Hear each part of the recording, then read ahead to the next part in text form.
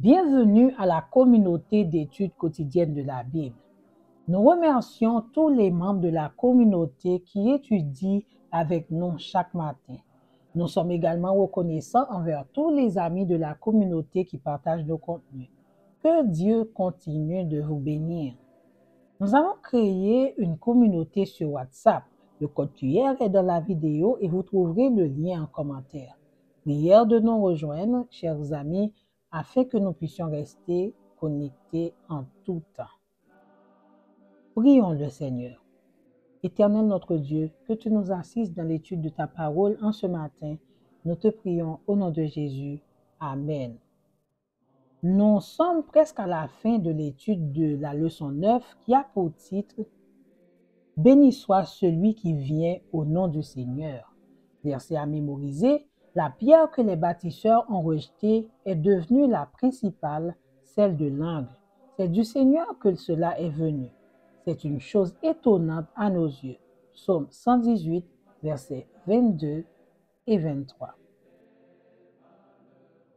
Tout au cours de la semaine, nous avons étudié les psaumes traitant des sujets relatifs au sacrifice de Jésus. Aujourd'hui, nous allons mettre en évidence la spécificité du sacerdoce de Christ qui le rend unique, ainsi que la grande espérance que nous avons trouvée dans le sacerdoce céleste. Chers amis de la communauté, nous avons exprimé la quintessence du psaume 110 dans l'étude de la leçon d'hier. C'est un psaume qui évoque l'humanité et la divinité de Christ. L'auteur du questionnaire nous offre la possibilité ce matin d'approfondir notre connaissance sur la divinité de Christ. Dieu, le Père, a confié à son Fils, le Messie, une royauté éternelle et un sacerdoce. Regardons ensemble le psaume 110, le verset 2. « L'Éternel étendra de Sion le sceptre de ta puissance. Domine au milieu d'eux. » Nous avons décelé dans la partie de la leçon du mercredi l'importance de ces images dans les psaumes. Ainsi, nous avons trouvé ce que représente ce vocable dans le dictionnaire de l'Académie française. Le sceptre est un bâton souvent orné qui symbolise le commandement. Au verset 4 du dit psaume, David a apporté une précision concernant ce transfert d'autorité. Lisons ensemble, chers amis. « L'Éternel l'a juré, il ne s'en repentira point.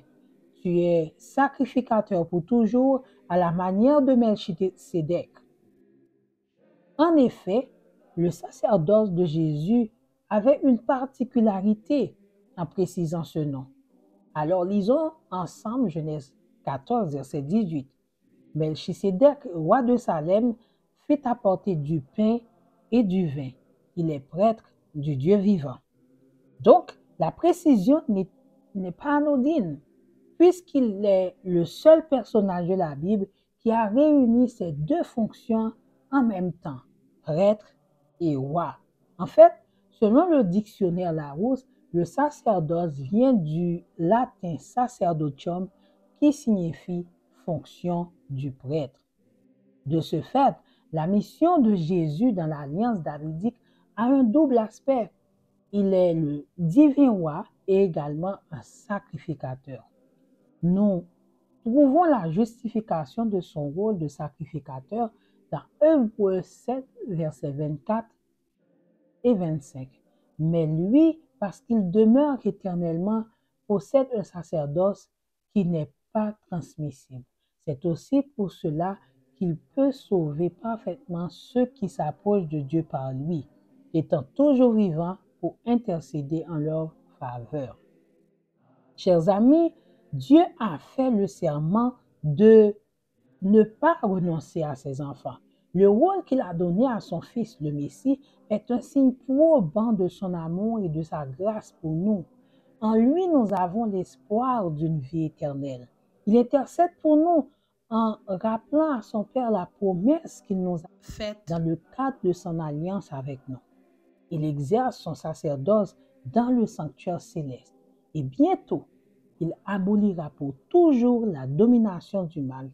Chers amis, marchons avec Dieu dans l'obéissance en lui faisant confiance, parce qu'après le jugement, nous obtiendrons notre récompense.